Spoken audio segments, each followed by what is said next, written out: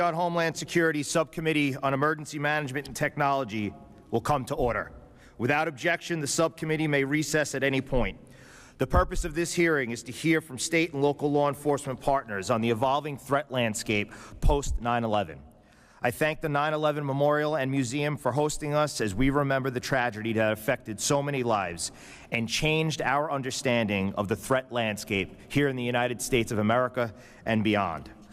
Without objection, the gentleman from New York, Mr. Molinaro, and the gentlewoman from New York, Ms. Maliotakis, are permitted to sit on the dais and ask questions to the witnesses. I would also like to seek unanimous consent and have Mr. Menendez also wave on to the committee. Without objection, so ordered, I recognize myself for an opening statement. I first want to thank our witnesses for participating in today's field hearing on evolving threats, security and safety in a post-9/11 world. I am humbled to be able to conduct this hearing on such sacred ground. As a lifelong New Yorker, retired NYPD detective, former chief of the Island Park Fire Department, and chairman of the Homeland Security Subcommittee on Emergency Management and Technology, I want to thank each and every one of you for your commitment to keeping our nation, our state, our city, and of course our beloved Nassau County safe. Without you, we would be in a very different place. It is my firm belief that those serving in law enforcement, the fire service, and emergency management represent the very best of America. Our nation remains resilient thanks to your bravery and the bravery of your colleagues, their tenacity and their ability to bring order into chaos. They choose to overcome fear with courage every day, which they nobly demonstrated 22 years ago as they helped our nation respond to and recover from the deadliest attack the United States has ever seen. The terrorist attacks of September 11th, 2001 shook this great nation and took the lives of almost 3,000 innocent people, lives that were taken far too soon. Our sense of safety and security was shattered, highlighting the presence of very real and a very cruel enemy. And while the tragic fall of those great towers will never be erased from our memory, we also cannot forget the unparalleled heroism and determination demonstrated by first responders and law enforcement that day. As former President George W. Bush declared in his address later that evening, we responded with the best of America, with the daring of our rescue workers, with the caring for strangers and neighbors who came to give blood and help in any way they could. Amid such pain and chaos, New York City's firefighters, police officers, paramedics ran towards the collapsing buildings with unforgettable courage and compassion. The world may look different than it did 22 years ago, but there is no shortage of those who seek to do harm and disrupt our way of life. From our nation's first responders to those of us serving in Congress, we each have a role to play in keeping our communities safe and protecting our right to life, liberty, and our pursuit of happiness. Following the attacks of September 11th, Congress demonstrated its commitment to national security by reforming intergovernmental coordination and terrorism prevention by creating the Department of Homeland Security. Within DHS, the Federal Emergency Management Agency's grant programs provides preparedness funding for states, local governments, and nonprofit agencies to prevent and respond to terrorist attacks, major disasters, and other emergencies. DHS Cybersecurity and Infrastructure Security Agency leads our nation's efforts to defend against cyber threat actors that target critical infrastructure, federal, state, and local governments, the private sector, and every single individual that calls America home. The Department's Office of Intelligence and Analysis delivers intelligence information to our state, local, tribal, and territorial and private sector partners. DHS's Countering Terror Weapons of Mass Destruction Office was established to help its operational partners at the federal, state, and local level to prevent the use of weapons of mass destruction against the United States of America and promote readiness for chemical, biological, radiological, and nuclear threats. Regardless of one's position, as public servants, we must follow the example of those heroes who sacrificed their lives that day and use the authority and resources we've each been given to put the lives of our fellow Americans first. We must be vigilant in confronting new threats as well as innovative as those threats evolve. The United States Armed Forces, law enforcement, and the intelligence community has bravely fought terrorist groups like Al-Qaeda, the Taliban, ISIS, and many others. But their radical ideologies continue to inspire violence against the West. In fact, the FBI has expressed concern about U.S.-based lone actors radicalized by jihadism and other radical ideologies. Additionally, other threats include transnational criminal organizations, which have trafficked fentanyl into the United States of America, causing more than 100,000 deaths annually. Cyber attacks and espionage also threaten our nation's hospitals, small businesses, and critical infrastructure. Furthermore, anti-Semitism and hate crimes have skyrocketed in the last 2 years. There is no doubt the evil we face is ever evolving. And although daunting, we must meet today's challenges with the same commitment to protecting those we love as those heroes who responded to the attacks on 9/11 and the brave soldiers who fought on the front lines in Afghanistan. We must be unwavering in our support of the federal and local law enforcement agencies as they intercept and disrupt terrorist plots against this great nation. And we must support our nation's network of emergency responders as they safeguard our home from unimaginable threats. As we look to the future, let us remember those who gave their lives on September 11th, 2001, and who have courageously fought to protect our freedoms. Freedom isn't free, so let us be united in our resolve to protect our businesses, our places of worship, and our way of life, all which are beacons of light in the greatest nation in the world. Thank you again to our witnesses for your commitment to peace and security. I look forward to hearing from you about your work. I now recognize the ranking member, Mr. Goldman, for his opening statement.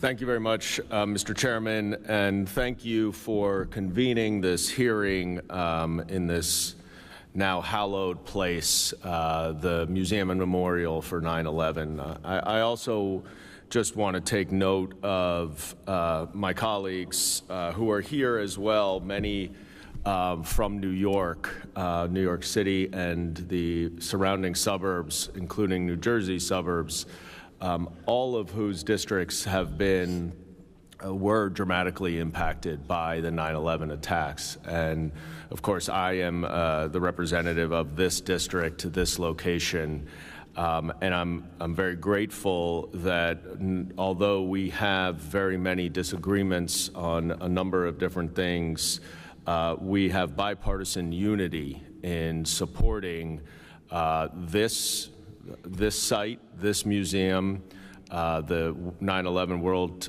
Trade Center Health Program, to make sure that we honor our commitment to the first responders and simply pay for their health care from their illnesses that have arisen from their heroic efforts following 9/11. I also want to thank our witnesses who are here today. We appreciate all of your work responding to and preventing terrorist attacks, and are very grateful for your presence here today. I think the American people do not realize how many potential terrorist attacks are thwarted by the fine men and women in law enforcement. You don't hear about those for good reason, but I know from my former years as a federal prosecutor that they happen far more frequently than you would realize. First, Deputy Commissioner Pfeiffer, I also just want to take a special moment to extend thank you for your service. You are a hero and among the brave first responders who responded after those horrific attacks and have continued your fine service to our country. I'd also like to thank the Memorial and the Museum for hosting us today, providing the space. I've been to the museum several times. It is incredibly powerful and moving, and it is a testament to the importance of that event that we honored yesterday on the 22nd anniversary, which we will do every year as a reminder that we can never forget what happened on 9/11. We can never forget those people around the world, those groups, those organizations who do not like us because we are, as the chairman said, the beacon of light of democracy. That day is etched into our collective memory as a day that brought this nation to a standstill, a day that showed the world the worst of humanity's capacity for hatred, but also the best of our resilience and unity as a city and as a nation. And on that fateful Tuesday morning, beautiful skies, as we all remember and is commemorated in this museum, 19 terrorists hijacked 4 commercial planes, flew 2 of them into the 2 towers of the World Trade Center, 1 into the Pentagon, and a 4th plane crashed in Shanksville, Pennsylvania, through the heroic efforts of passengers to thwart what was expected to be an attack on our capital. Nearly 3,000 people were killed that day, and I vividly remember I lived about a mile north of here on Hudson Street, and I will never forget watching streams of people covered in soot, dust. It looked like they had literally been showered on by a white soot, walking startled, silent up the street. I will never forget the pile burning for weeks and weeks, the smell that just constantly emanated from it, the missing person signs that were put up all around downtown. None of them were ever recovered. It is a day etched in many of our memories because I know many of us here have stories to tell, and it's a day that we can never forget. I'd also like to acknowledge the survivors and families of those who lost loved ones on 9/11 and who have continued to fight every single day for the truth, justice, and care that the New York heroes so deeply deserve. And those who are still suffering from illnesses, it is troubling, to say the least, that there were 343 members of the Fire Department of New York who perished that day. And since 9/11, there are now 341 who have died from 9/11 related illnesses. Those families, those survivors, need full transparency from the City of New York and from our government to make sure that they get the proper justice, accountability, and transparency that they need.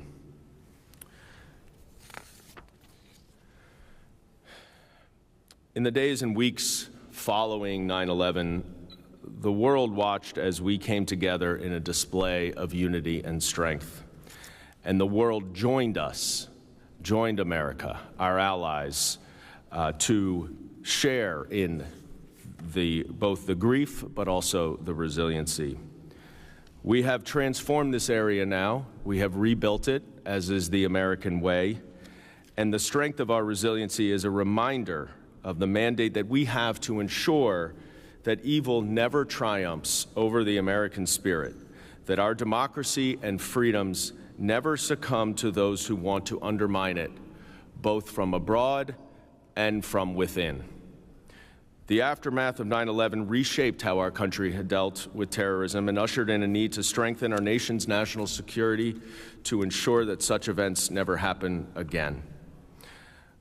We have enacted new laws establishing the 9/11 Commission, 22 agencies that joined together to become the Department of Homeland Security, in what was the largest reorganization of the federal government since World War II.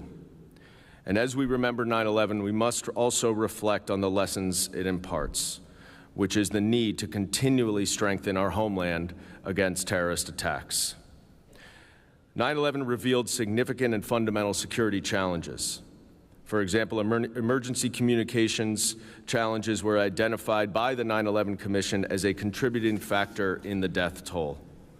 There have been vast improvements in the last 22 years, including the creation of the First Responder Network Authority in 2012, which established a single nationwide broadband specifically for first responders, broadband network. And I hope to hear today from our witnesses how advancements in technology and communications have helped to improve the city's security as well as the nation's security. Another great resource that was developed after 9/11 were the Department of Homeland Security's grant programs, which provided dedicated funding to cities like New York to help build and strengthen defenses against terrorism. We have programs now like the Urban Area Security Initiative and the State Homeland Security Grant Program to assist in ensuring that first responders have the resources they need to defend their communities. So many cities, including New York and Washington, rely on these resources. And I know my colleagues here commit to doing everything we can to ensure that these resources remain sufficient and robust to stem any future terrorist attacks. It is my hope that we use this hearing to commemorate the memory of the victims and the bravery of the first responders. This is my home. It is an honor to be here for this hearing to discuss how we are going to keep our city, New York, strong. So let us recommit to working together, transcending our differences, and striving for a world where tragedies become relics of the past, and we work together to promote American democracy here and abroad. And I look forward to discussing all of this with our witnesses today. I thank the chairman again, and I yield back. Thank you, Mr. Ranking Member. Other members of the subcommittee are reminded that opening statements may be submitted for the record. I am very pleased to have such an important panel of witnesses before us today. I ask that the witnesses please rise and raise your right hand.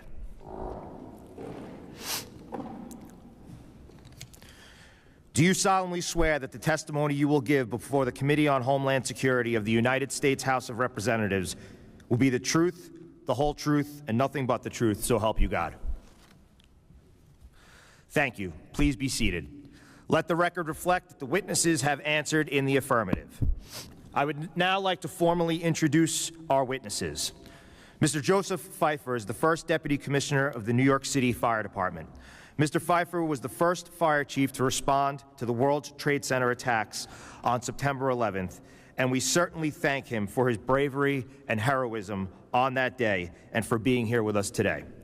Mr. Pfeiffer is also the founding director of the FDNY's Center for Terrorism and Disaster Preparedness. Sir, thank you very much for your service. Ms. Laura Kavanaugh is the 34th Fire Commissioner for the City of New York Fire Department. Commissioner Kavanaugh oversees administration of the agency's 17,000 employees and was a key leader for the department's responses to the 2015 Ebola outbreak, as well as the COVID-19 pandemic. Commissioner, thank you for your time and your commitment to safety. Ms. Rebecca Weiner heads the New York City Police Department's Intelligence and Counterterrorism Bureau. Deputy Commissioner Weiner has been with the NYPD since 2006 and previously served as legal counsel to the department's Intelligence Analysis Unit. She also served as the first representative of local law enforcement on the Director of National Intelligence's National Intelligence Council. Commissioner, thank you for being here. Thank you for welcoming us to 1PP earlier this month, and thank you for serving the NYPD well. Mr. Patrick Ryder is the Commissioner of the Nassau County Police Department. Commissioner Ryder has dedicated 38 years of his life to law enforcement, first starting in the NYPD in Brooklyn North, the best borough to work in. 36 of those years were with the Nassau County Police Department. Throughout his career with the Nassau County Police Department, Commissioner Ryder has implemented several programs and initiatives to ensure officer and public safety, including the creation of the Counterterrorism Unit. I will say, as a lifelong resident of Nassau County and proud to represent now in Congress, I thank Commissioner Ryder every day for his commitment to keeping Nassau County safe. Commissioner, thank you for being here. Mr. Greg Erie is the Chief Security Officer of the Port Authority of New York and New Jersey. He served in the United States Air Force and is a veteran of Desert Storm and gave an impressive 22 years of service to the Federal Bureau of Investigation. Sir, thank you for being here, thank you for your time, and thank you for your service to this great country. I thank the witnesses for being here today, and as a proud New Yorker, thank all of you for your service to the great state of New York. I now recognize First Deputy Commissioner Pfeiffer for 5 minutes to summarize his opening statement. Chairman D'Esposito, Ranking Member Goldman, and subcommittee members, thank you for letting me speak today and testify in this historical location on such an important topic.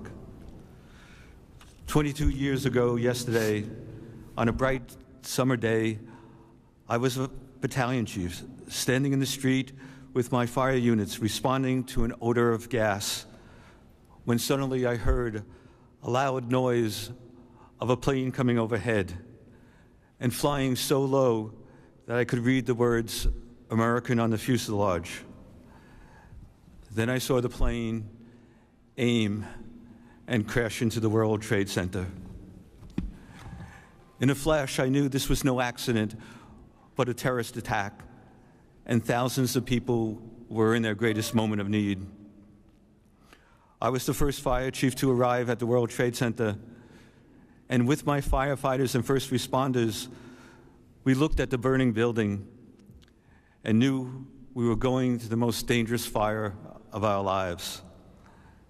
Without hesitation, firefighters approached me and asked, "Chief, what do you need?" And I directed them, "Go up, evacuate everybody, and rescue those that couldn't get out." 17 minutes after the first attack, a second plane crashed into the South Tower. And within 60 minutes, a third plane would crash into the Pentagon and a fourth into the fields in Pennsylvania. Then the unthinkable happened. I heard a loud rumbling sound of the 110-story World Trade Center towers collapsing to the ground. And in bunker gear, you don't run too far or too fast in 11 seconds. And then this beautiful summer day turned completely dark in a cloud of crumbled concrete and twisted steel. And I couldn't see the hand in front of my face. And I wondered in that moment if I was still alive. In 102 minutes, our world changed forever as we witnessed the mass murder of nearly 3,000 people, including 343 of my firefighters, one of whom was my brother.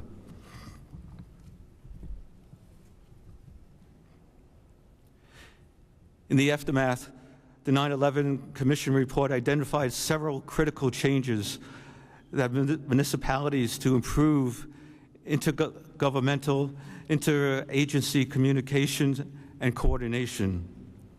The fire department embraced that mandate to adapt to the threat of terrorism by enhancing emergency response capabilities. We conducted an in-depth after-action review and strategized ways to make improvements. We created a state-of-the-art fire department operations center located at FDNY headquarters. It enables senior leaders to manage complex emergencies by seamlessly sharing information and coordinating with local partners like the New York City Police Department, the New York City Emergency Management, and other city agencies, as well as state and federal partners. One significant development from our post-9/11 discussions is FDNY's creating a Center for Terrorism and Disaster Preparedness. Through information gathering, intelligence analysis, and coordination with government partners, the center enabled the department to understand the risk better and prepare to respond to terrorist attacks, natural disasters, and extreme events. Members of the center created emergency response plans, developed strategies to prepare for emerging threats. This includes working with NYPD Emergency Management to establish operational roles and train for terrorist attacks and other complex events. We have worked diligently to strengthen the interagency relationships via training with other agencies. We have bolstered communication, enabling us to share voice, video, and data to effectively manage situational awareness and coordination. This includes frequently engaging with state and federal partners, such as the Port Authority of New York and New Jersey, surrounding counties, the United States Coast Guard, the National Guard, the FBI Joint Terrorism Task Force, the Federal Aviation Administration, to just name a few. Another lesson from 9/11 was the fire department needed to increase capability and capacity. A good example of this was FDNY's Marine units for water operations. Before 9/11, our Marine Division was comprised primarily of 60-year-old fireboats designed to respond to boat and pier fires along the waterway. We now have built marine operations into a robust fleet of boats on various sizes and capabilities designed for a tiered response to all types of emergencies. We acquired 2 140-foot vessels, 2 medium-sized 60-foot vessels with more maneuverability, and a variety of small boats capable of responding to emergencies. We built our new fireboats to deal with terrorist threats against critical infrastructures, such as bridges, and to be a regional asset.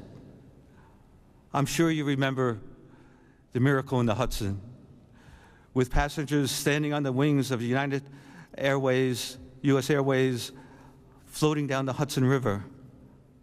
Our fireboats rescued many of those passengers. We also built the capabilities to repair those boats more quickly. Thankfully, no subsequent terrorist attacks in New York City has created such destruction as we saw on 9/11 of the World Trade Center. However, as this subcommittee is well aware of, the city continues to experience acts of terrorism and mass violence. In recent years, the fire department and our partners have responded to multiple terrorist attacks. This has included individuals attempting to detonate a pipe bomb in a narrow subway corridor, a bomb fashioned from a pressure cooker set to explode in a suitcase in Chelsea's neighborhood of the Lower Manhattan, and terrorists who drove a truck down the West Side Highway and crowded bike path and hit people and pedestrians and hit a school bus. Last year, the city experienced a mass shooting in the subway in Brooklyn involving a smoke grenade and handguns that injured 29 people. Since 9/11, FDNY training has evolved, including focusing on responding to active shooter incidents. Using federal fundings, we've created a counterterrorism rescue task force, selecting EMS and fire personnel, undergoing extensive training with our colleagues from NYPD. In an active shooter response, police aggressively subdue the shooter while another police team creates a warm zone in which EMS and firefighters provide life-saving care to victims under NYPD force protection. Patients needing care are then rushed to the hospitals. We call this dual mission stopping the killing and stopping the dying. The threat environment is changing as terrorism evolved and new methods of attack. We analyzed innovative threats and prepared to counter them with our security partners through an information sharing network.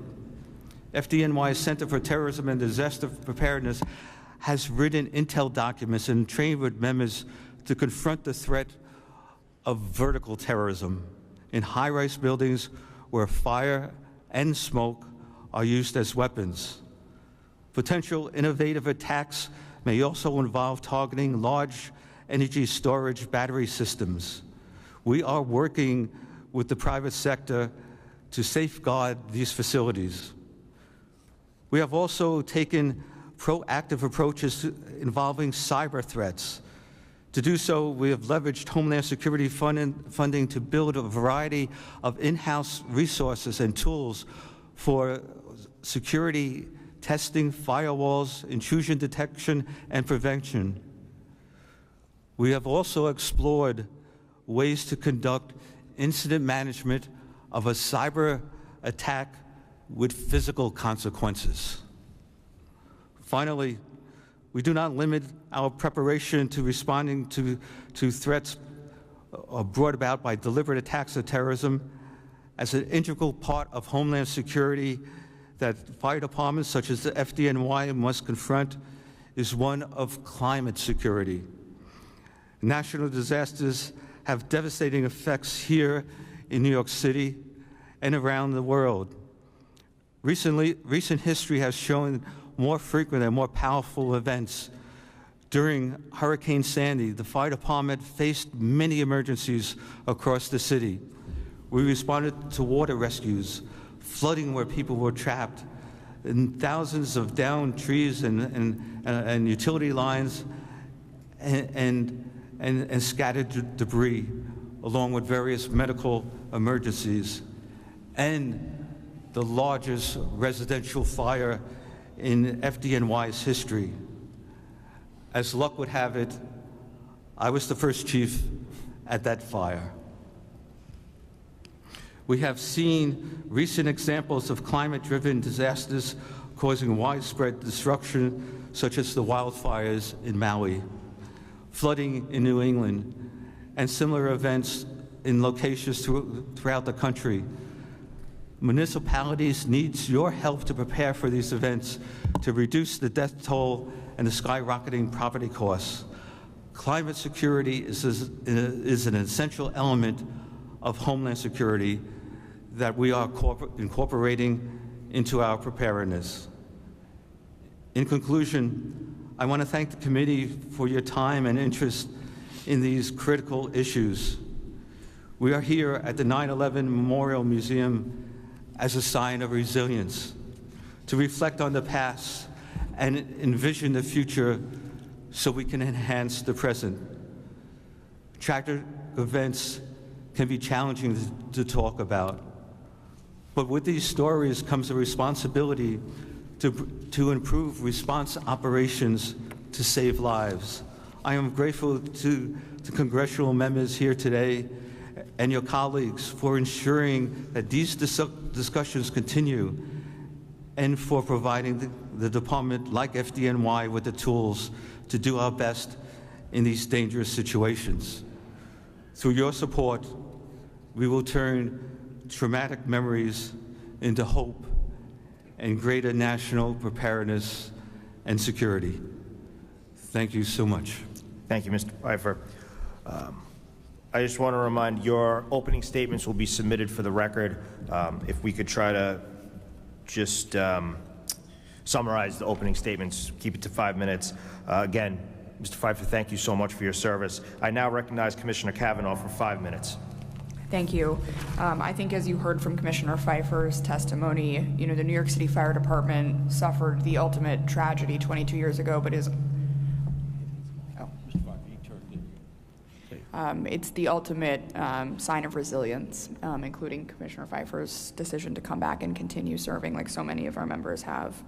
One way that we can honor those who have fallen is to protect and nourish those who've survived.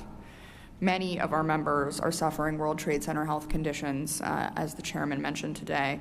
And for our responders who now suffer from cancer, our data shows that those receiving treatment through the World Trade Center Health Program live longer than cancer patients in New York State who were never exposed to the World Trade Center. Remarkably, 5 years after a cancer diagnosis, 86% of responders are still with us today. Despite its success, we were forced to continually fight to maintain funding for this program. In July, the Senate approved necessary funding for the World Trade Center Health Program as part of the National Defense Authorization Act. We are hopeful that the House will approve it as well. As First Deputy Commissioner Pfeiffer poignantly highlighted, one quality that has always strengthened the fire department is our ability to learn from experience and improve, and our ability to have federal funds is integral to continuing that improvement. A couple of things that I'd like to highlight on that. We are the premier fire department in the country. That means that we are a regional and a national asset. We are proud that our fellow first responders from across the continent look to us for innovation. We gladly share our knowledge and best practices. For example, recently we received requests from various municipalities about our advanced drone and robotics program. Using federal dollars, we have gone from a single tethered drone to a fleet of drones and robotic devices that we regularly use at the scene of emergency operations.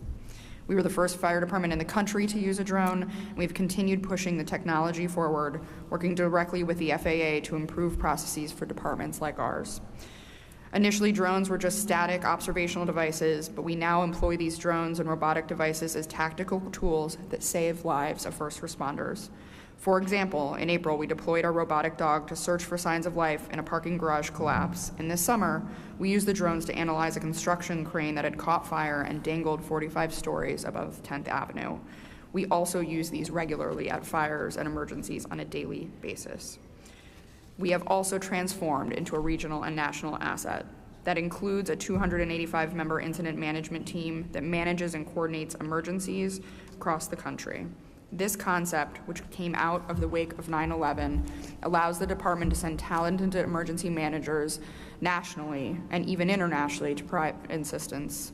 Some examples just this year: the Ridge Creek Forest Fire in Oregon, the wildfires in Quebec in Canada.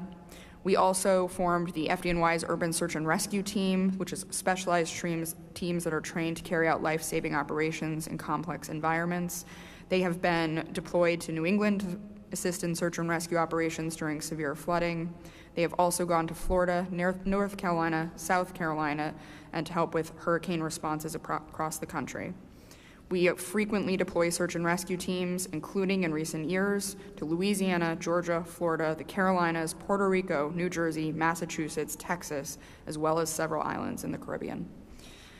Finally, we are grateful for every dollar of federal funding that we receive, and we appreciate the attention paid to this issue by members of the Subcommittee and the Committee on Homeland Security. We believe it is critical to allow grant funds to be used for training as well for management and administrative costs. There is great value in purchasing tangible, innovative equipment, and we do a lot of that.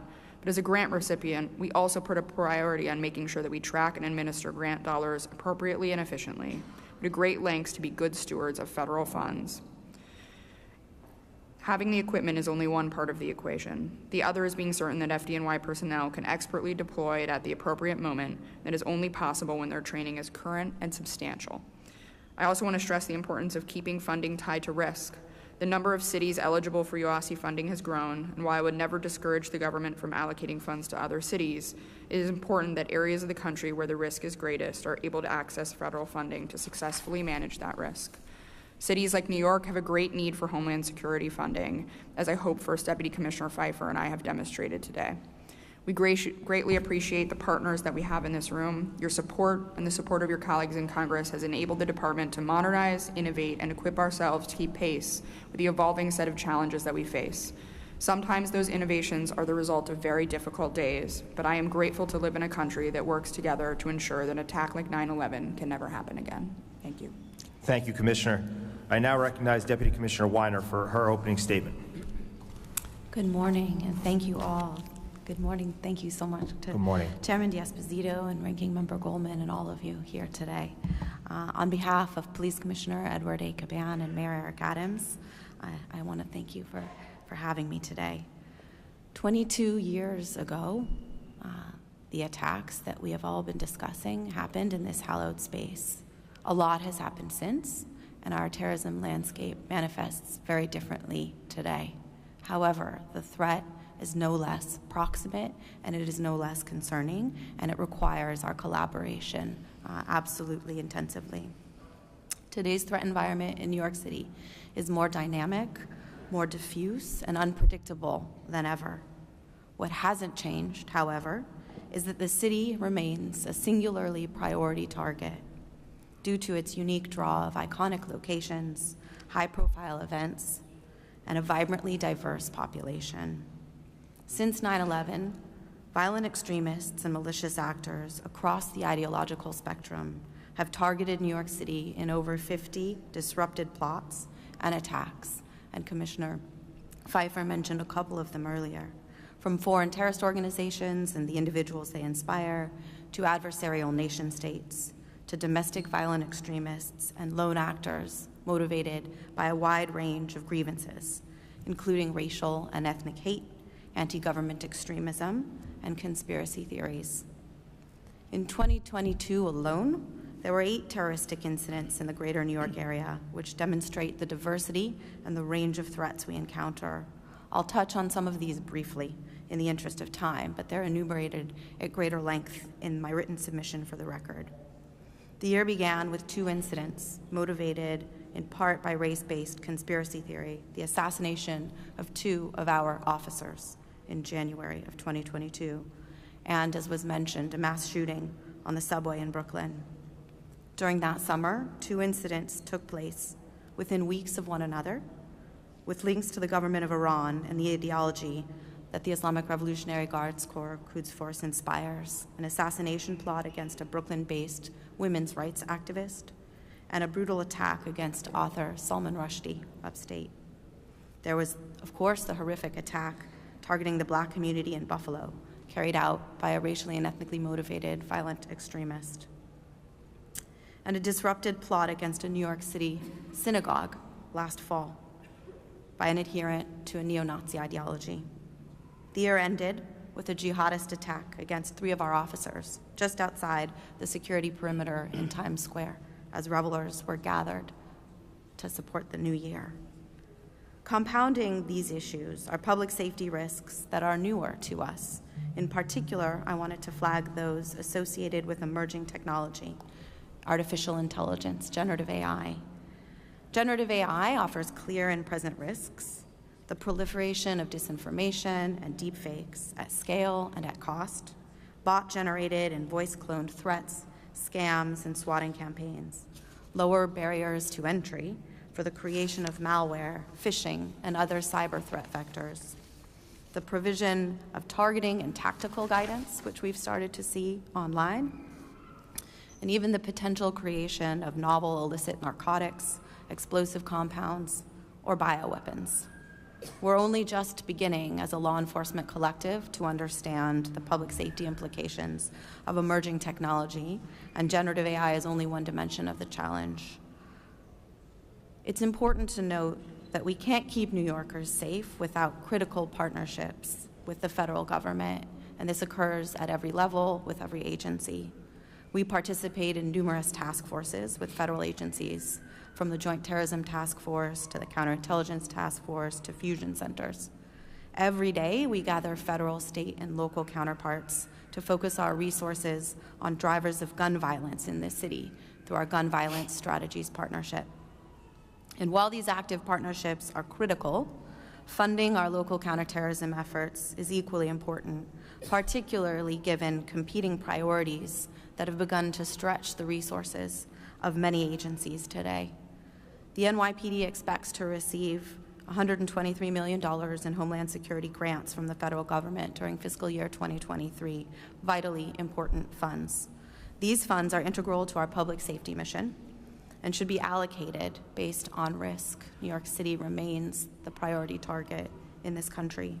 We use these resources to provide equipment and training to our counterterrorism officers deployed around the city and to support our critical response command, a specially trained and equipped group of officers who you probably saw upstairs as you were walking in, who deploy throughout the city based on intelligence, protecting people, infrastructure, and events, deterring and detecting acts of terrorism and targeted violence. We rely on this funding to acquire chemical, biological, radiological, and nuclear explosive detection equipment that we use around the city, and to support our intelligence analysis efforts to detect and deter threats. We depend on it to maintain our domain awareness system, an important intelligence sharing tool.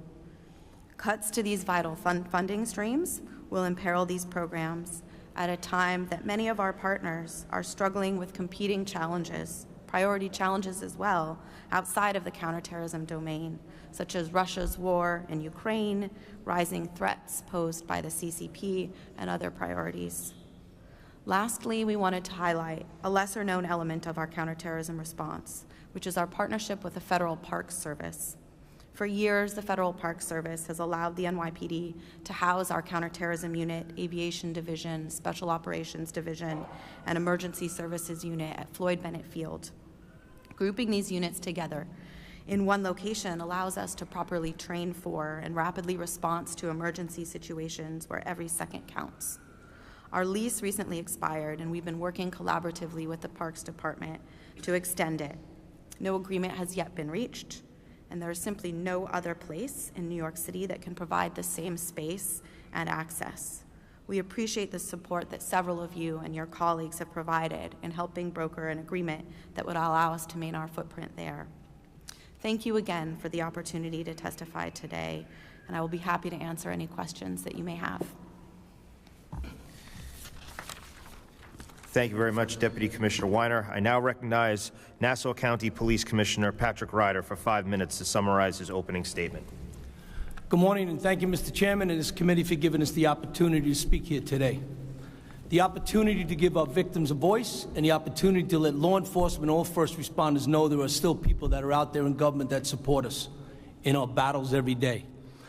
I am going to start my 41st year this January, and I too am a first responder down at Ground Zero. I woke up that morning, my father-in-law, retired FDNY, was standing there watching my 3 kids. They were newly born triplets in their bouncies. And he was watching the TV, staring in silence. I walked down, I'm putting my tie on, and he says, something bad happened. And he knew, that instinct took over. He knew it was going to be a bad day for the FDNY. The second plane hit, he just tapped me on the shoulder and he said, go. And go we went, like every first responder did. Without question, without hesitation, go. And I remember going down the West Side Highway on day 2. It took a while to put some supplies that were donated by the communities. And we drove down the West Side Highway. We dropped them off at the Intrepid. And as I'm pulling down, the dust that was kicking up behind the cars in front of me, now knowing that was the DNA of our loved ones that were down crushed in those buildings by that terrorist attack. And as we went down even further, there were signs being held up, thanking us, supporting us, sending their love and praise to us. And I knew that moment that no matter what you take from us, you will never take the will of the people. Not the will of the great people of the state of New York or anywhere in this country. That they all stood together, united, like we do in our pledge, united together to fight. And I got down and I pulled up, and I remember walking up to the first pile, and it was gigantic. I couldn't imagine anything so big in my life. And I met a cop there, Gary Wall. Gary Wall was a Limerick police officer. Gary was filthy dirty. We just pulled up. And I remember him saying, Gary, how long you been here? I've been here since yesterday. My brother Glenn was in Tower 1. He worked for Cantor. Glenn was my best friend growing up. That was my first attachment to someone dying in the towers. And then everybody climbed on that hill, can by can, handing down, hoping that they'd find somebody. And then when somebody yelled out, quiet, you got thousands of people to be absolutely silent to hear if somebody was knocking on a pipe. And then crawling through one of the tunnels, I'm about 100 yards in, and the first time ever I understood what the 3 blasts from a horn in the fire truck means. Get out, something's bad. And you can't turn around. The tunnel's 2.5, 3 feet round. And I'm backing out 100 yards on my knees. My brother-in-law grabs me, and we just start to run. The building stopped shaking, back on the pile. That day I met a man I'll never forget, and he's to this day one of the smartest academic minds I've ever met, Chauncey Parker, with the NYPD as a deputy commissioner and also the director of the New York, New Jersey HIDA. And he said to me, he goes, "Pat, this was a complete failure of the intelligence sharing community, a complete failure." He goes, "We have to do more if we're going to go forward." The next day, we started developing what was called the HIDA RICS, and Nassau County was one of the first to have a regional intelligence center. HIDA stands for the high-intensity drug trafficking areas. And we started sharing and building partnerships that grew and grew every day. Just this past week, we've connected to cameras and license plate readers through the NYPD, through the FDNY. The partnerships are invaluable. But I live in a state that is now trying to take away the rights from law enforcement of flying our drones, as you just heard the testimony, and how important they are to saving lives. And the first persons they come after are law enforcement. We're overreaching. We're sending up drones that are unmanned, and we're watching, Big Brother looking down. No, this is Big Brother trying to protect you. The same Big Brother that ran in those buildings that morning of 9/11. The same Big Brothers that were crushed in those buildings that day trying to rescue those people. We are challenged every day when it comes to technology, whether it's drones, whether it's artificial intelligence, facial recognition, our license plate reader program. These things are invaluable to us. But every day, my great state of New York tries to take more and more away from me. This is how we defend you. This is how we defend our victims. This is how we give them a voice. I got no notes in front of me because a guy told me a long time ago, if you speak about what you're passionate about, you don't have to write it down. Speak from the heart. And that's coming from the heart. You heard the testimony. I just watched the special with Chief Pfeiffer on it the other day. It brings me to tears 22 years later. And too many people were lost that day because we failed. We won't fail again. Not the people on this side of the table. We will not fail again. Bad guy has to be right once. We have to be right every single time. So thank you for the opportunity to speak, and thank you for giving our victims a voice. Thank you, Commissioner Ryder. I now recognize Mr. Erie for his opening statement. Good morning, Chairman Gaskell. My name is Greg Erie. Thank you. You got it. See the partnership? Always together. My name is Greg Erie, and I am the Chief Security Officer for the Port Authority of New York and New Jersey. Like many of my fellow witnesses, I was also 22 years ago here at Ground Zero as a first responder during my service with the FBI. I appreciate the opportunity to come before the subcommittee today and talk about these very important critical issues. The Port Authority of New York and New Jersey is a vast multimodal transportation agency that builds, operates, and maintains infrastructure, including 5 airports, 2 tunnels, the Lincoln and Holland, 4 bridges, the Port Authority bus terminal, the PATH rail system that connects New York and New Jersey, the ports of New York and New Jersey, and the iconic 16-acre World Trade Center complex where you now sit. Port Authority facilities have the unfortunate distinction of being targeted multiple times by terrorists.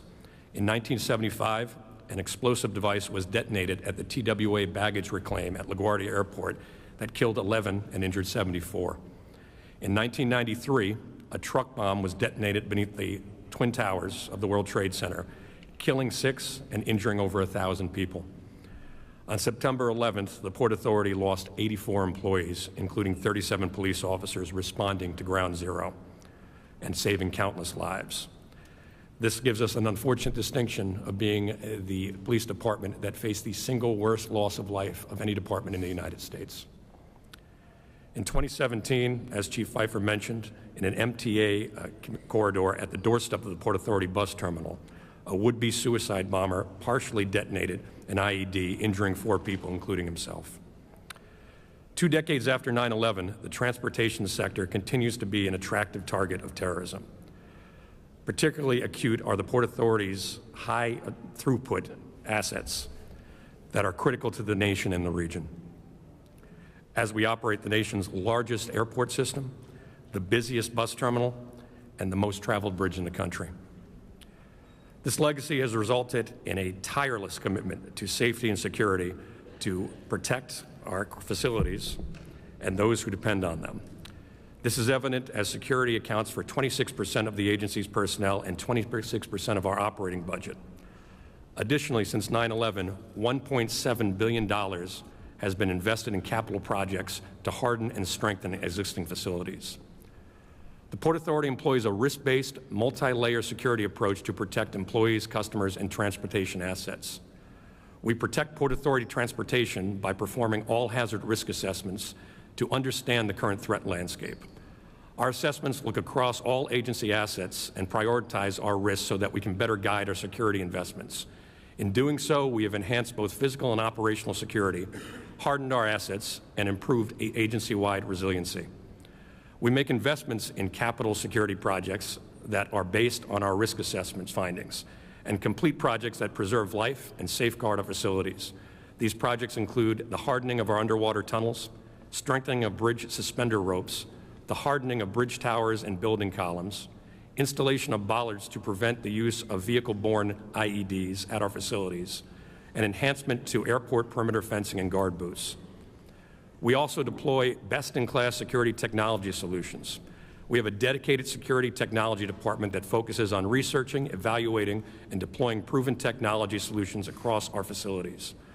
Additionally, we are an active participant in the New York City Mayor's Office Security Technology Task Force to collaborate with our local partners on cutting-edge technological solutions. We maintain a robust cybersecurity program that provides a broad array of cyber defenses, to include a 24/7 dedicated cybersecurity operations center and other cyber centers. We deploy a highly trained and well-equipped counterterrorism-focused police force, members of who you see before you today. The Port Authority Police Department has over 2,100 police officers who maintain a 24/7 presence at our facilities.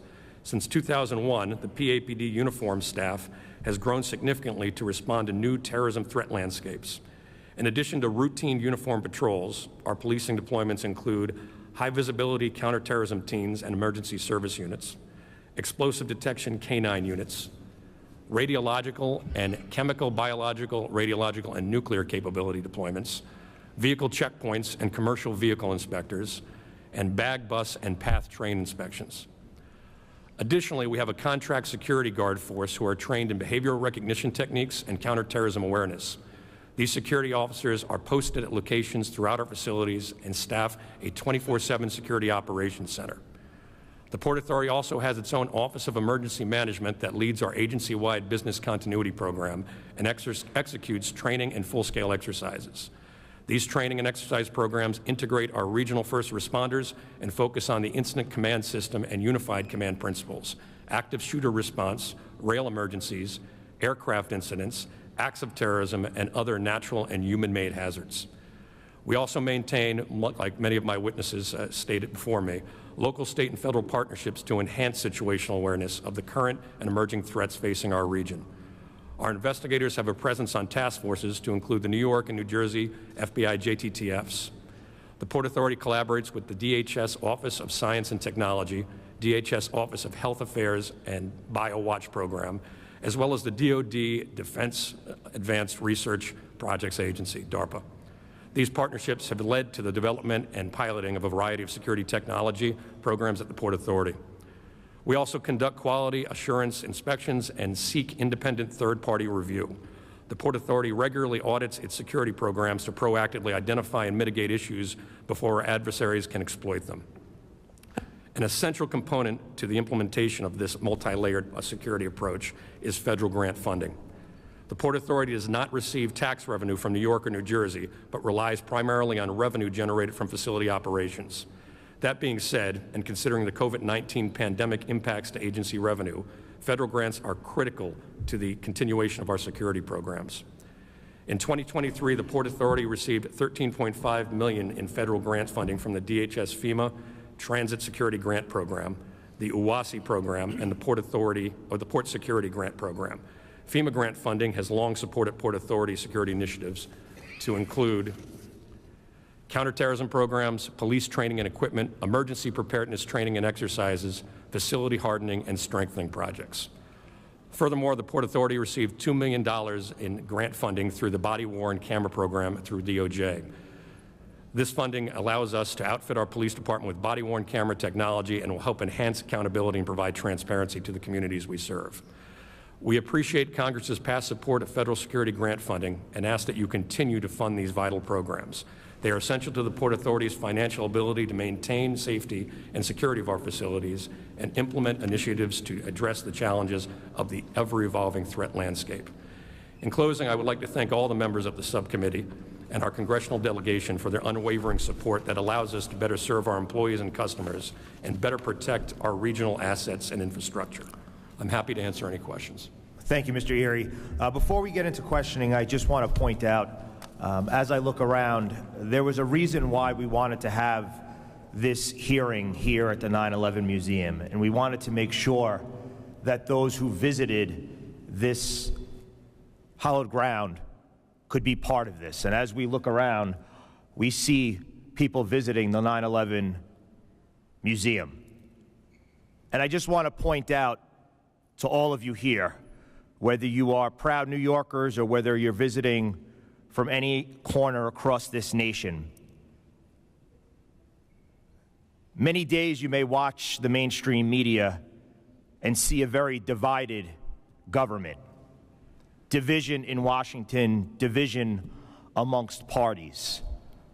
I just want to be very clear that on this dais, you have members of the United States House of Representatives from many corners of this great nation, representing both sides of the aisle.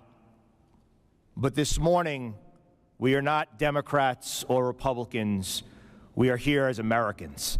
And this is your government at work. And we are united, not divided, united in funding innovation and education and equipment, fighting for the health care of 9/11 survivors, and most importantly, keeping us and our first responders safe. Members will be recognized by order of seniority for their 5 minutes of questioning. An additional round of questioning may be called after all members have been recognized. I now recognize myself for 5 minutes. Deputy Commissioner Weiner, you mentioned it briefly in your opening remarks, but I think if you could perhaps give us 2 to 3 minutes, can you give us a sense, and I know that this was something that we discussed when we had met a few weeks ago, and I think for everyone to hear, especially my colleagues, is of super importance. Can you give us a sense of the threat that foreign terrorist groups pose today and how it has changed over the past 20 years? Absolutely. Thank you for the question. This is an enduring threat. It's a persistent threat. And as I mentioned, though it manifests differently today than it did on September 12th, 2001, it's a threat that we have arrayed tremendous resources and need to continue to array tremendous resources to combat. Al-Qaeda and ISIS continue to inspire homegrown violent extremists across the country and here in our area of responsibility in New York every day. This continues through propaganda, this continues through plotting, this continues through the investigations that we collectively, with our federal, state, and local counterparts across the country, carry out to make sure that it doesn't manifest in violence on our streets. This is in addition to threats posed by nation states. I mentioned Iran briefly earlier, but the emboldened Iran and activities targeting dissidents here in our city, targeting former U.S. officials in threat streams are of great concern to us at the NYPD and in concert with our federal partners. The nexus to international terrorism remains strong, and it will continue to do so. The programs that we've just described are put into place to ensure that collectively we can meet threats where they emanate from before they materialize here on our streets. Thank you very much. One of the things that Mr. Goldman mentioned in his opening remarks was about FEMA's nonprofit security grant program. Commissioner Ryder is charged with protecting one of the largest Jewish populations across this nation, and I am honored to represent that same population. The nonprofit security grant program provides funding support for target hardening and other physical security enhancements and activities to nonprofit organizations that are at high risk of a terrorist attack. In New York alone, anti-Semitic attacks have increased by 39% from 2021 to 2022, reaching a record high. Commissioner, have you observed the use of the nonprofit security grant program within Nassau County's large Jewish community? Yes, we have. So in Nassau County, we've been very fortunate that we reach out to all of our schools. We have 56 school districts, 450 buildings. We have over 100 yeshivas that are out there, and synagogues and houses of worship. Every one of them has received an assessment from the Nassau County Police Department. Our Homeland Security Office has done the security assessment with them. We've advanced their security as far as given the RAVE app, which is a response app that we use in Nassau County. It's in every one of our institutions, and also the hardening of that security, putting in the ballards, putting parking conditions, lighting, anything that would make it a safer, as we call them, the person trap in the front of the building. So we've done a lot with our leaders, both from the religious side and the school side, but we always can do more, and they can always use more funding. So do you believe that the nonprofit security grant program has been successful? It's been invaluable. It really has. And it's sometimes not waiting for that, but that perception of security is so important to those people that go to pray on the Sabbath or on a Sunday or Friday at a mosque. They want to make sure that they feel secure when they go to pray. So the fact that we put these security measures in place is important, but the intelligence side is probably more important. So just to stick on that for one moment, in Nassau County, it has been successful because I think the lines of communication have been great, and you have been at the forefront of making sure that it's implemented. What can we do as members of Congress from all walks of this country to make sure that local police departments, as well as the larger ones, have the same resources that you are utilizing in Nassau County? Well, supply and demand. Where is it needed the most? You know, look, nobody is a bigger target than the New York City area, and we know that. And that's why we have 5 of their detectives that sit in my intel center to share intelligence back and forth. But when it comes to the technology and the support of the public side, there's a foundation out there that has to start with at home with the kids and stuff, where we're starting to teach our children about anti-Semitism and hate. It's not spent enough time of building that foundation with them. Then they grow into those people that become those that want to target us. The more we spread that wealth throughout the country, it is important. But there's needs that are in some places a lot less than it would be in, like the greater New York City area. Thank you very much, Commissioner. I now recognize Mr. Goldman for 5 minutes. Thank you, Mr. Chairman. I would just note that I have also heard from my constituents the nonprofit security grant program has been invaluable. The President's budget recommended an increase of $55 million to $360 million. Unfortunately, the House Appropriations Homeland Security amount that has been proposed is much less than that. It's only $315 million. So I hope that my colleagues on the other side of the aisle can address that discrepancy and boost it to what the President demanded so that it can continue its success. Deputy Commissioner Weiner, I appreciate your comments about the international terrorist threats, but you also mentioned in your opening statement domestic terrorism, which has grown pretty significantly in recent years. Can you talk about how that threat has evolved over the past several years? Absolutely. Thank you for the question. So this certainly has been an area of growth across the country, and including in New York City. You can look at an event that tragically took place very recently in Jacksonville, Florida, or I mentioned earlier the Buffalo attack, for important reminders of how that threat can manifest. individuals who are often radicalized in a different way than we see among those who are inspired by Al-Qaeda or ISIS, spending a lot of time in the digital sphere. The online environment and technology has been studied very intensively, has played a role in radicalizing and mobilizing individuals to violence across the ideological spectrum, but very much to include domestic violent extremism. It's a label that includes a broad category of people who are motivated by different grievances, but uniting them all is hatred. Hatred against particular ethnic groups, particular races, anti-government extremism, and really important as we think about the sacrifice that so many of our colleagues have made on 9/11 and years subsequent, about the role of law enforcement officers as targets for domestic violent extremists. And this has been true in recent years in a number of different examples. What we call accelerationist, or is one manifestation of race-based sort of conspiracy, as well as racially and ethnically motivated extremism. And you see a lot of hallmarks of different attacks, the creation of manifestos that are disseminated online, a lot of online kudos for attackers that have come before attackers. We see this as a transnational threat, not just a domestic threat. And here I think we've done a lot of work collectively in thinking through the difference between international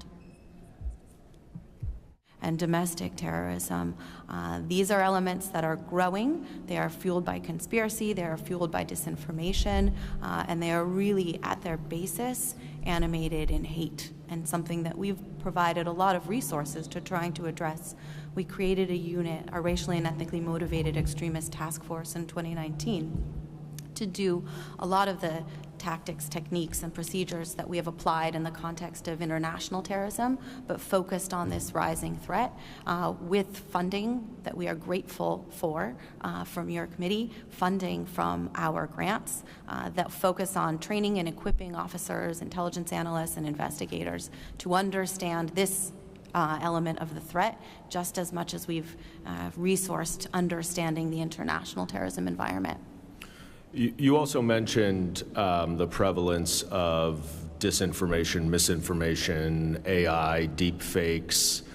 I'm going to combine two questions into one. You know, addressing both that, I would appreciate understanding a little bit more. And then also, what can we in Congress, what can the federal government do more to both help combat disinformation, and I'd like for you to talk about why it's dangerous, but also to combat domestic violent extremism? Absolutely.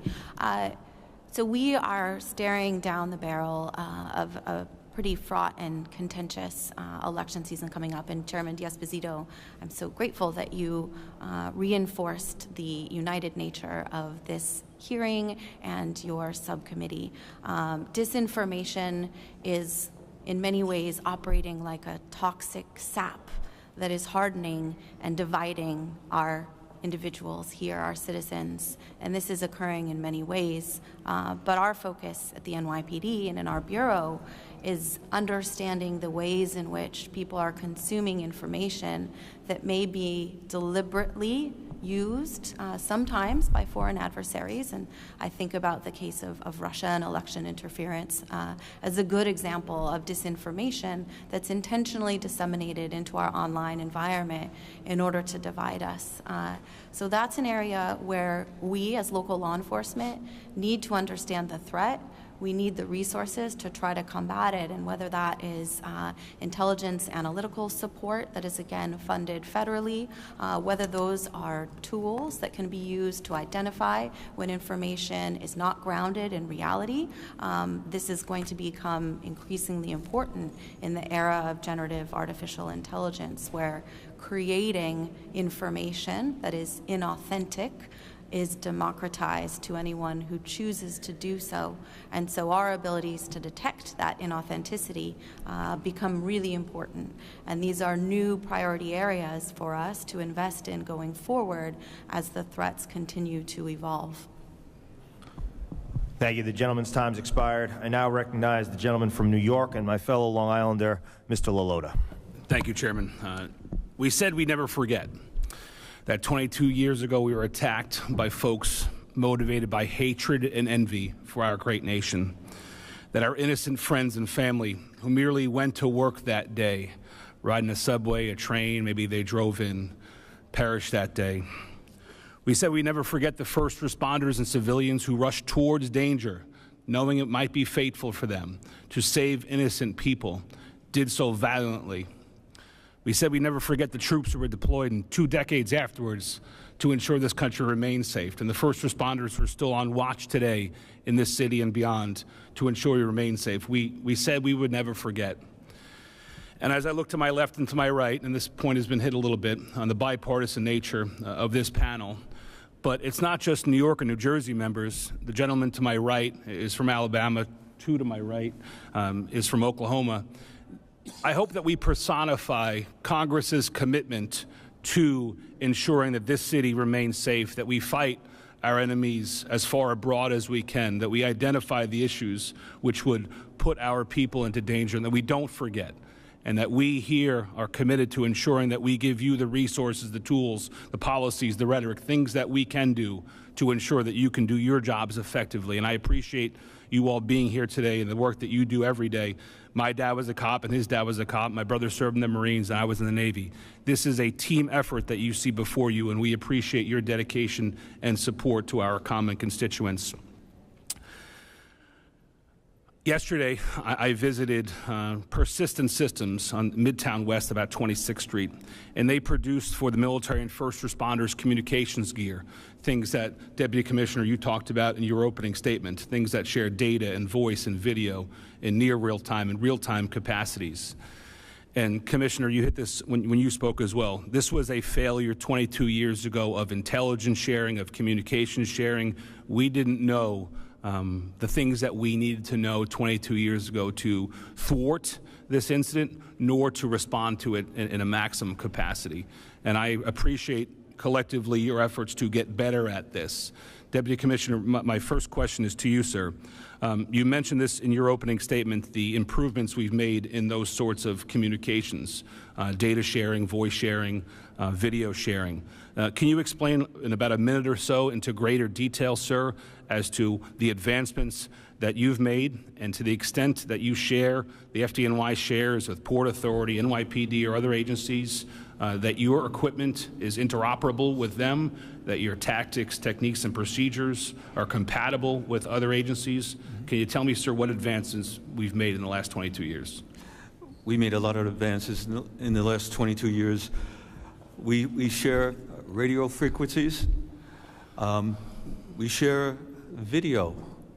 Into our emergency operations center, there's a live feed video from NYPD helicopters.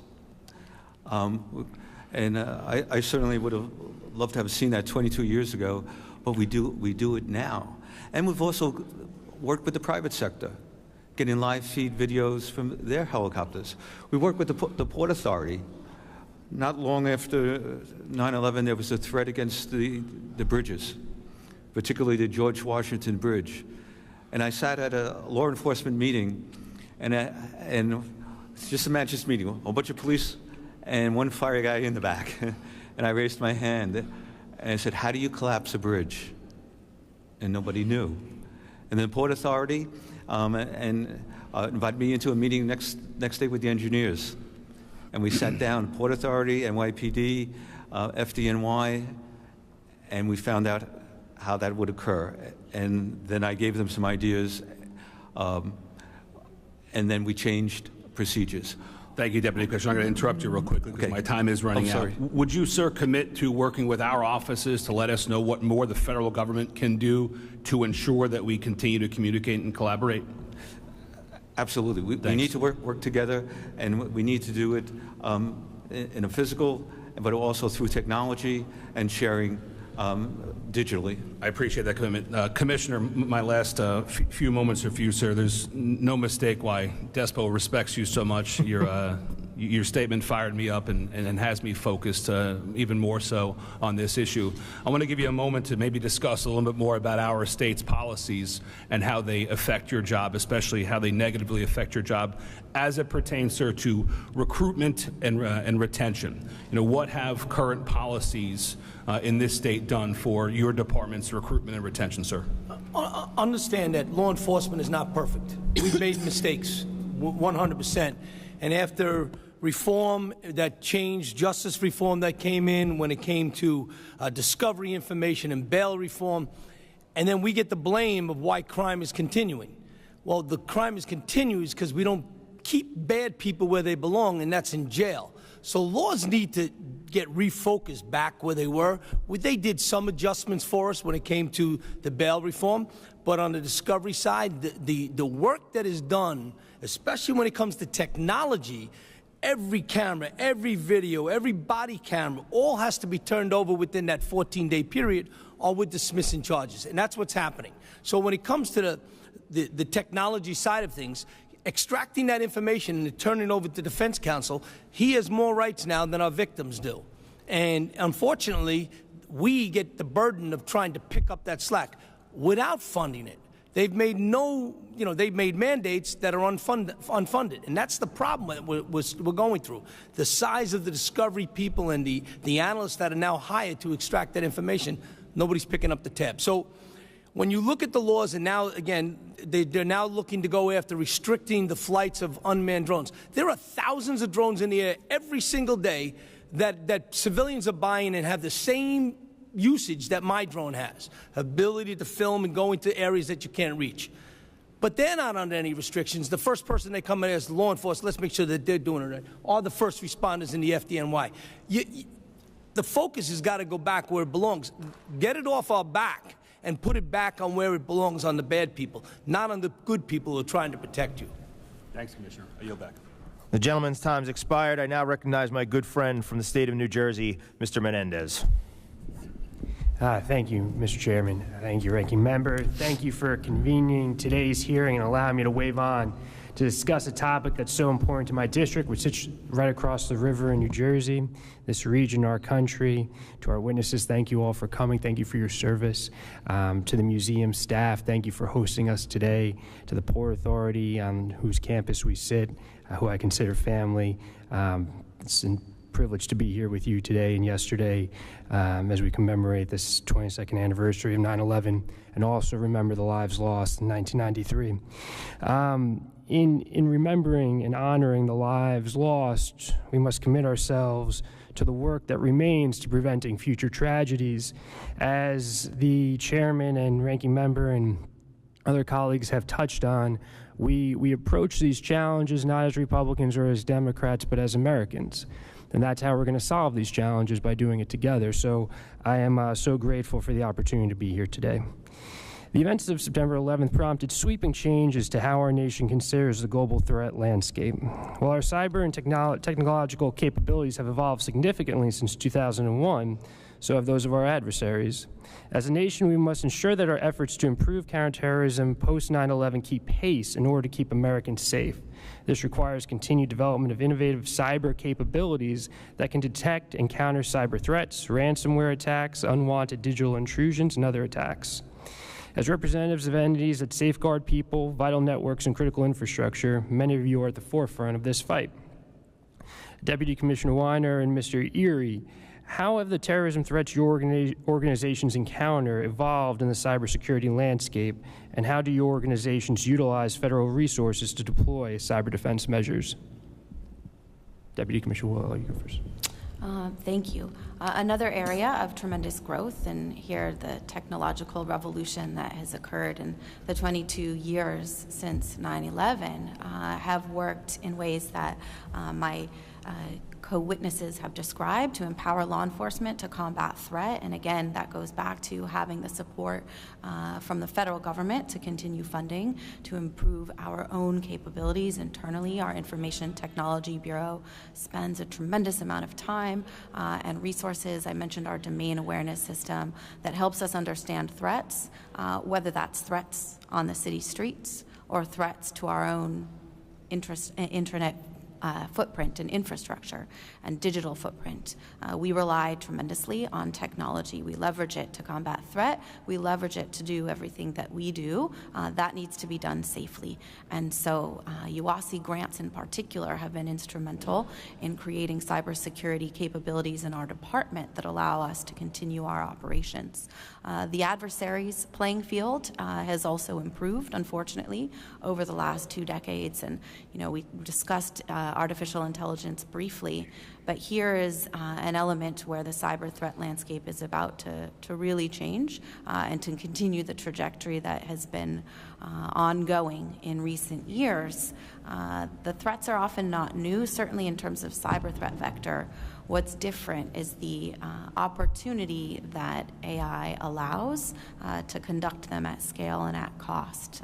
So we'll need additional coordination between local actors and the federal government, considering how quickly evolving that landscape is. Absolutely. And I appreciate you flagging that. I want to give Mr. Erie a chance to discuss cybersecurity at the Port Authority. No, absolutely. And as always, Commissioner Weiner has it correct. It's a delta that's growing. As we've watched and worked to keep that delta closed, when we think of physical security, the cyber world, especially with the burgeoning AI issue, is just vastly outstripping our ability to deal with it at this point. The grants are critically important, and that interaction you're talking about between the local and the state and the federal governments and the ability to collaborate on that is going to be absolutely critical. We are starting to see pieces of, through the intel world, ChatGPT, AI, asking it, what's the best terrorist attack? What's the best target? And you have something at the speed of light, the studies over that piece of terrorism where there was planning can be speeded up now through these usage of that. So as our ability to address that is something we're working on. We focus on the technology piece. We depend on the federal government for the funding for that and for that collaboration. And we are partners in that, and our colleague Andrew Garbarino chairs the cybersecurity subcommittee. Would love to have you down, and because it's something that we are laser focused on. Just one more quick question. Our first responders are often faced with challenging and unique circumstances, especially in these densely populated districts like the ones that we have the honor of representing. And just one example, this July, a fire broke out on a cargo ship in the Port of Newark in New Jersey's 8th Congressional District. Despite the unfamiliar terrain, firefighters did what firefighters do, and 2 firefighters from Newark's fire department lost their lives responding to that fire. Urban areas present unique challenges for our first response in a security scenario. Commissioner Kavanaugh and anyone else that would like to speak on it, how does it help first responders to have specific funds dedicated to addressing the unique security challenges presented by urban areas, some of which are covered by the Urban Area Security Initiative? Thank you. Absolutely. As you mentioned, that tragic fire in Newark, broke our hearts. Also an example of collaboration, though. We sent over our specialized rescue units, and they were able to find those 2 firefighters and pull them out so that their colleagues could begin to mourn them. And I can't emphasize enough how much, the theme of this hearing has been bipartisan, and that's the same for us, too. All of the training that we do because of the complexity of this city, because it requires us to always be on top of new technology to train regularly, is a national asset. Our teams have gone to, I think, almost every state represented up here. And so, this is, while it's, New York is certainly the main target, this is not a New York problem alone, but it's also not a New York solution. The assets that we build, the technology that we build, and the people that we train are, uniquely qualified because of the challenges of our city to go out and help their fellow Americans wherever an emergency may be. Thank you. And thank you again, Chairman, for allowing me to wave on. I yield back. The gentleman's time's expired.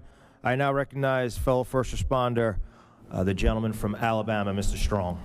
Thank you, Mr. Chairman, and I want to thank the staff and especially the members from New York. Y'all have been great hosts. You might tell I'm from also across the river. I'm across the Tennessee River, okay, but it's an honor to be here with you. He mentioned first responder. My father was a 23-year fire chief. Inspired me. 39 years myself, from a junior firefighter to assistant chief. 4 commissioners and a chief. I'm honored to be here before you. You think about it, a lot has changed in 22 years, from VHF radios, UHF radios, to digital interoperability. That's what we learned from this. It's unbelievable how many lives have been saved. Ms. Weiner, you mentioned you were a grant, I think, of $120 million. Does it concern you that the mayor, Mayor Adams, is considering cuts because of so many illegal aliens coming to New York? As we are here today and think through all of the terrific collaboration that has sustained our operations here, and all of the other issues that are confounding our government, whether it's federal agencies dealing with other problems now, great power conflict problems, or our city, which is grappling with humanitarian crisis involving migrants. The funding that we've just been talking about to support our counterterrorism operations here, and to make sure that as we navigate collectively all of these other priority areas, we do not forget our counterterrorism operations, is critically important. So again, federal funds are what allow us to continue to do that, and to make sure that September 12th, 2023 is a reminder that we will never go back to September 12th of 2001. Thank you, I agree. I stand amazed after 22 years to see how many people have chosen careers in the U.S. military, police, paramedics, and firefighters. That's the one thing that really stood out, especially yesterday. In 2020, immigration and enforcement spending totaled about $4 billion across departments and agencies that today make up the Department of Homeland Security. President Biden's fiscal year 2024 budget request for immigration enforcement was $25 billion. I think Americans would agree that we haven't seen a proportionate increase in immigration enforcement, particularly in the last 2 years. Ms. Weiner, do you think this administration's immigration and border crisis has diverted valuable time and resources away from our national security mission? You know, the fidelity that we apply to the counterterrorism ecosystem here in the city and across the country sustains our ability to protect the city. That's critically important for all the reasons that we've just been talking about. And, you know, I'm not in a position to say what is or isn't a diversion. Unfortunately, we're in a period of time globally, not just in this country, but around the world, where we have to walk and chew gum at the same time. We have a number of competing issues that we have to deal with adroitly. And so from where we sit here in this space on this day, we understand the importance of continuing our posture on these issues. Thank you. Commissioner Ryder, your testimony, you testified about taking away the rights of law enforcement to fly drones. Would it surprise you that the Mexican cartel is flying 17 drones for every one flown by U.S. Border Patrol? Absolutely not. Of course they are. And that's why, again, we have to be right every time. They only have to be right once. They're practicing every day. They're drilling every day. They come up with new ideas. They got nothing to do but wake up every morning and figure out how they're going to mess with the system. We have to go to work every day and make sure the system works. Would it surprise you that the Secretary of Homeland Security continues to tell the American people that he has operational control of the southern border? From my personal opinion, there's very little control of that border right now. I totally agree. I'm from Rocket City, USA, Huntsville, Alabama. We have the ability to jam or drop these drones. This administration allows them to fly freely in U.S. airspace, and we cannot tolerate that any longer. Our homeland is under attack once again at the southern border, and you start looking at this. First responders, each of you and the people that work under your direction sees it every day. I've worked over 200 overdoses myself. we're watching as fentanyl is killing a generation of Americans, and something has got to be done about it. Illegal immigration, fentanyl poisoning, human smuggling, this border failure is not a Republican issue. It is not a Democratic issue. It is an American issue, and it is time that it be addressed. You look at it, America deserves better, and Mr. Chairman, I yield back. The gentleman yields back. I now recognize the gentleman from Oklahoma, Mr. Burkeen. Thank you, Mr. Chairman. It's an honor to be with you all. Ground zero here today. The very existence of this committee is a result of what happened here 22 years ago. I think most of us remember well where we were at. It's inspiring to hear the stories of those of you that were here, not just watching it like many of us in TV from Oklahoma, but we're actually responding. And your courage and your bravery was an inspiration to our country. I think there's a lot of us that remember the unity that existed in those days after, and we're a nation that's in need of that. With that said, there are problems we have to work through. Today's mission, the mission statement before us is the evolving threat. And, you've got a Democrat mayor who last week said we're now getting people talking about the illegal immigration situation that New York is experiencing. He said we're getting people from West Africa, we're getting people from all over the globe that made up their minds that they're going to come through the southern border and come into New York City. That same Democrat New York City mayor also said that it's about 10,000 a month that are coming to your city. And so as we look at the mission of today's hearing, the evolving threat, I would feel derelict in my duty representing Oklahoma if I didn't in New York City, knowing that you have people that are here that have not gone through the same scrutiny that they go through when they're flying in and they have to present documentation. I think we have to face the reality that there is a threat that is here. And as many of you have said, New York City is unique because of its density of population, that you are a target. And so it is uncomfortable. How do we talk to one another when there's such differences in ideology, but also focus on the things we have to be focused on? How do we keep people who hate America from repeating heinous behavior? I want to ask you, Mr. Erie. It's incredible to know all that you actually represent with, as lead security officer for the Port Authority, the number of bridges, 5 airports, I think you said, are under your inspection, 8,500 surveillance cameras that you all have in operation, trying to watch what's going on. What is occurring with 100,000 more people in this city?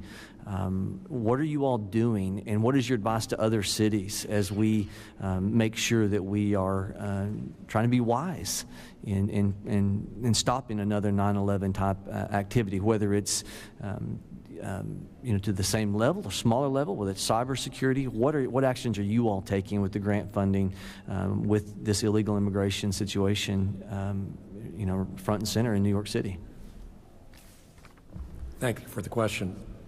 We here at the port, obviously, and as has been said, we're dealing with a humanitarian challenge with people coming here, like many states and many cities. The port, supports as best we can both the state and the city's efforts to house and to vet these individuals when they come here. From a security standpoint, we do. I won't say numbers are often irrelevant. We look at the challenge every way. We deal with it collaboratively. We talk with our intel partners. We do the best we can with the technology, catching up with that. But it's a concern. More people of any stripe coming to the city, much like today or yesterday when we had the festivities and the commemorations here to think about the attacks that happened on 9/11. People come here, and it's a flooded area. And we have to take those security precautions. But we do rely on that funding to allow us, as you mentioned, the technology that not only here at the port but throughout the city that we have, the camera systems, the security alarms, the biological alarms.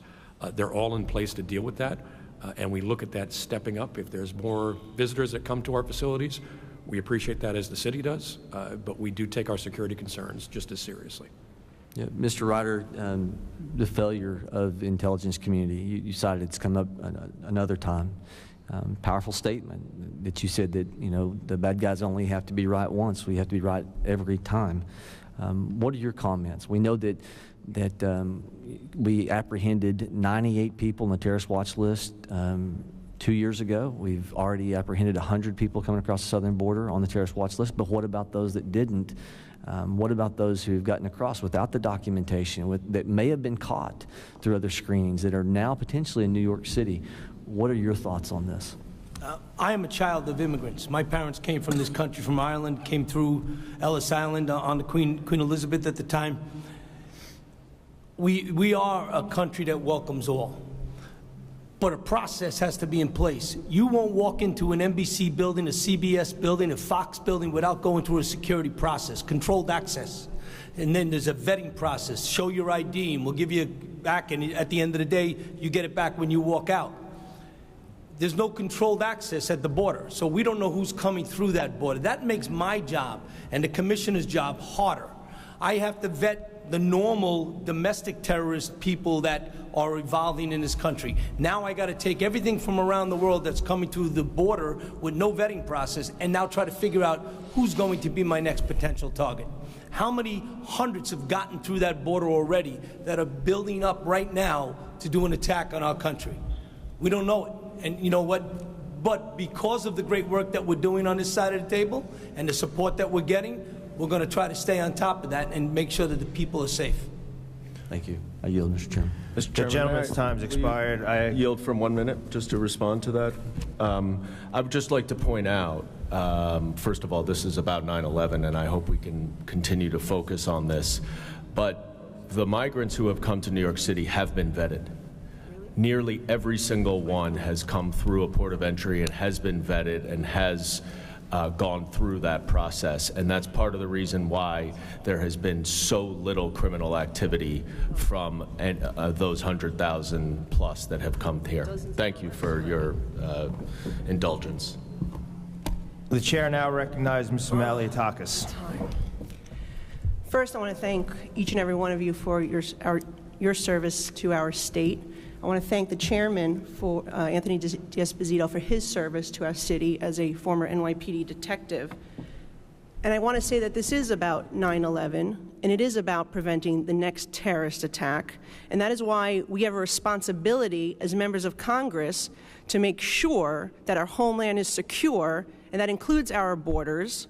And that includes making sure that the Department of Homeland Security does not have an open border process that is allowing millions of people to enter into our country. With that said, I am very concerned about DHS, which was created post-9/11, TSA, which is under the DHS, allowing individuals to use warrants to board aircrafts completely against the recommendations of the 9/11 Commission. But here locally, we should be talking about the people that we don't know about. You mentioned we know that there are about 7.4 million.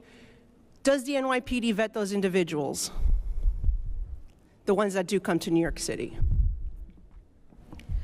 We rely on our federal partners for screening individuals, and you mentioned individuals who had been turned away or apprehended, who would be part of our terrorist screening database hits. Does NYPD cooperate with federal detainer requests?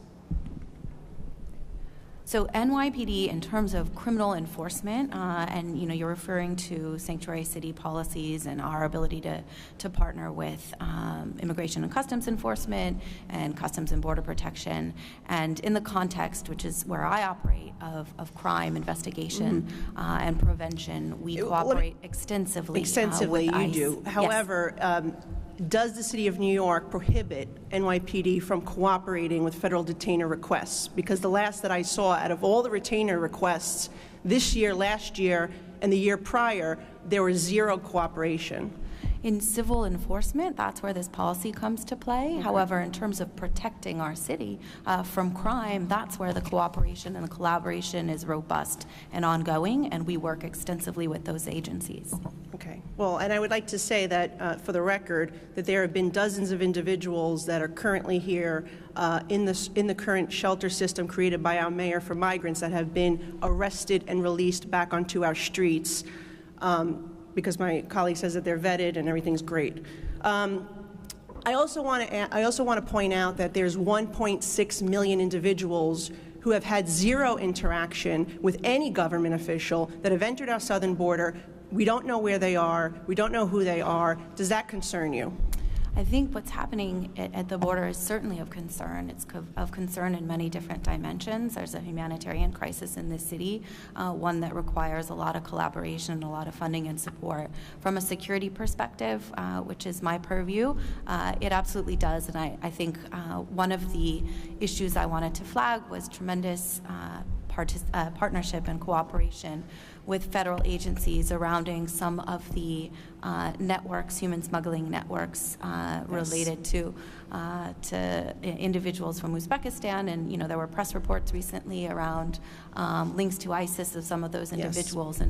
And so that vetting and that intelligence and those partnerships that we have come to rely on in terms of our ability to investigate threats have allowed us, working collaboratively with our Joint Terrorism Task Force officers, NYPD officers assigned to those task forces. You mentioned the federal partners that investigate the human smuggling network as it relates to ISIS. The FBI reported that those individuals were already in the country, so they were able to somehow get in despite this great vetting process that my colleague says exists. But aside from that, I'm concerned about the 1.6 million gotaways that have had zero interaction, that are in our country. We don't know who they are. We don't know where they are. That is my greatest concern. We caught 250 individuals over this fiscal year and last fiscal year at the border. That's great. But what about the 1.6 million? Mr. Ryder, Mr. Erie, does that concern you? Much like the commissioner said, from a security professional's point of view, of course it concerns me. But as we deal with this humanitarian crisis, we need to get our arms around that and what's going on at the border and these folks coming into the country. Mr. Ryder? Absolutely, it concerns me. Well, I want to thank you all for what you're doing. And again, your job is being made difficult by what is going on at our border, that the Department of Homeland Security was created to keep our interior secure. So that's what we should all be focused on in Congress, is making sure you have the tools and resources, but that the policies of this administration, this Congress, are in place to actually help you do your job, not make it more difficult, because you shouldn't have to divert all these resources from the current threats. There's 1.6 million people in the country. We don't know who they are, where they are, and what they're planning. And that, I think, is the number one thing that we should be concerned with. I yield back to my colleagues, and I thank you for allowing me to participate in this important hearing. The gentlewoman yields. The chair now recognizes Mr. Molinaro from New York. Thank you, Mr. Chairman, and thank you for allowing me to wave on to the subcommittee. I, too, have been serving in the state of New York in local government and as an emergency responder for the last 30 years. I, too, recall early that morning 22 years ago a plane flying low above the Hudson River, wondering what exactly was going on here from my viewpoint in the Hudson River Valley, only to a few moments later realize that indeed was a plane headed toward this very location. I'm grateful, certainly to all of you, to service to the City of New York, the region, and of course the state. Mr. Chairman, thank you for your own service, sacrifice, and heroism in service to your community and the City of New York. Deputy Commissioner Pfeiffer, you had, and thank you, by the way, for your leadership. I had the pleasure of sitting through several of your leadership training seminars as a county executive. You spoke after 9/11 of the efforts within the City of New York to collect more data, to implement technology that would allow for greater sharing of data, communication, interoperability. Have we achieved the goal of adequate interoperability and data sharing within the City of New York agencies? We're constantly trying to improve on that. There's no doubt we're totally different than we were 22 years ago, but we are improving on that. And we need funding for technologies. So think of this. If I take out my phone and I swipe to the left, I get my camera. Well, what happens if I swipe to the right and I could get a locator? So our people within high-rise buildings or in any building, if they get in trouble, they swipe right and they could get a locator. The same thing we're looking for firefighters and other first responders to be able to track them where they are, so when they get in trouble, get in dangerous situations, we can provide help. So to your answer, we're expanding our ability to communicate with each other. But we have significant needs to improve on that interoperability. Commissioner Ryder, to expand beyond the City of New York, this state and this country is made up by countless emergency responder agencies. Would you say on Long Island that there is adequate interoperability and communication among police agencies and fire agencies, volunteer and career? Have we met the task of the 9/11 commissions pointing that we lacked imagination? Have we gotten to the point where that technology has met the need, or do we still have advancements necessary? We have gotten better, but we need to go further. We're very unique in Nassau County. I believe there's 72 fire agencies, 72 fire agencies alone, and they all have their own fiefdom, if you will, what they control. And then law enforcement has theirs with another 19 village police departments in 2 cities. So it's complicated, but yes, we've gotten better in our communications. We're able to communicate with our villages. I'm able to communicate with the NYPD on the border, and of course Suffolk County to my east. Thank you, Commissioner. I only because I have no idea how much time I have left. Ms. You have a minute and a half. Thank you, Mr. Chairman.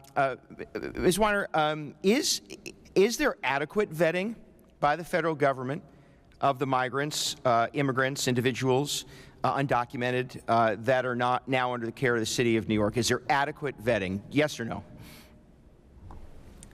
This is the challenge of our time. No, I understand, Ms. Weiner. It's why we do what we do all day. Ms. Weiner, has there been adequate vetting so that the communication sharing that exists is sufficient for the City of New York to know who and what individuals are dealing with, and then share that information with other agencies? Is that adequate? Ms. Weiner, I apologize. Is the federal government vetting adequate? If everybody had a crystal ball and was able to understand the dimensions of these people, Ms. Weiner, and this I appreciate the sentence. I really do, and I'm not trying to cause any conflict. I believe that it is inadequate. Commissioner Ryder, would you suggest, knowing that the City of New York, under Mayor Adams' policy of moving individuals to other parts of the state, would you say that there is adequate sharing of criminal background, health concerns, risk, as those individuals are moved to communities beyond the City of New York? If anybody has moved to Nassau County, we received no information on it whatsoever. Thank you, Mr. Ryder. Commissioner Ryder. 2 things.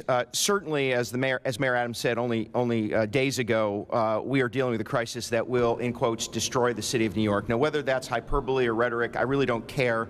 What I do care about is that the lessons we learned 22 years ago, or were to have learned 22 years ago, is that a porous border, that access to flight training, that being able to access documents and identification in order to conduct and orchestrate an attack on this country was far too easy then than we hope it is today. However, adequate or inadequate response at the border would suggest to us, inadequate background check and vetting would suggest to us that we are open to some risk today. And that, to me, is alarming and concerning, and ought to be to all Americans, not because we don't care about the individuals we do.